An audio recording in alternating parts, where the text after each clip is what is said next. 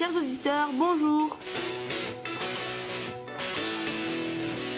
Flash spécial sur la Marquisane. Nous sommes ravis de vous retrouver dans notre rubrique Les Petits Léonards. Et aujourd'hui, interview exceptionnelle. Inès, tu présentes nos deux invités ? À Radioactive, nous recevons aujourd'hui les 6e du collège de la Marquisane. Ils vont nous parler d'un projet très ambitieux qu'ils mènent cette année avec leur prof de sciences. Bonjour. Bonjour. Bonjour. Vous êtes les représentants des 6e de votre collège. Max et Zacharia, c'est bien ça ? Oui. Pouvez-vous expliquer à nos auditeurs ce que vous préparez ? C'est simple, un concours. Le concours, c'est génial, organisé par la fondation C'est Génial. Il paraît qu'il faut remotiver les élèves pour les filières scientifiques. Ça tombe bien, nous, on est à fond. Il faut dire que c'est organisé en partenariat, pas facile à dire, avec Sciences à l'école. Et les correspondants de notre académie, Nice. Que présentez-vous ? Un projet pluridisciplinaire sur le thème de la protection de l'environnement. Super, en quoi ça consiste ? En 2 étapes. La première est une sélection régionale. 10 collèges sont en compétition avec nous. Après, c'est Paris. Enfin, pas si simple d'y arriver parce que, en tout, il y a 315 collèges au niveau national. Wow, c'est beaucoup. C'est un concours super important alors. Comment s'appelle votre projet ? Notre projet s'appelle Regard vers la Terre. C'est très simple.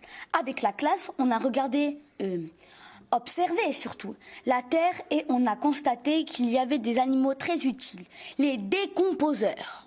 C'est quoi au juste ? De petits vers qui peuvent faire baisser nos déchets dans les poubelles et donner quelque chose de très intéressant, de l'engrais. Génial, ou plutôt, c'est génial. Pas mal. En fait, on a fait le lien entre les décomposeurs et nos poubelles.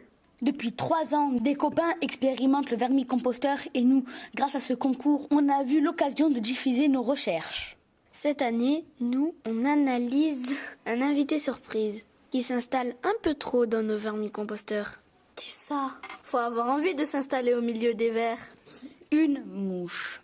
Mais on cherche et on va finir par comprendre d'où elle vient et pourquoi elle arrive ici. J'y pense. On voudrait dire quelque chose d'important. On a ouvert un forum sur le site qui s'appelle Vers la Terre. Et on communique avec des vermiculteurs, c'est super. Et eux, ils nous ont déjà aidés à identifier la fameuse mouche. Nous, on partage nos recherches avec eux.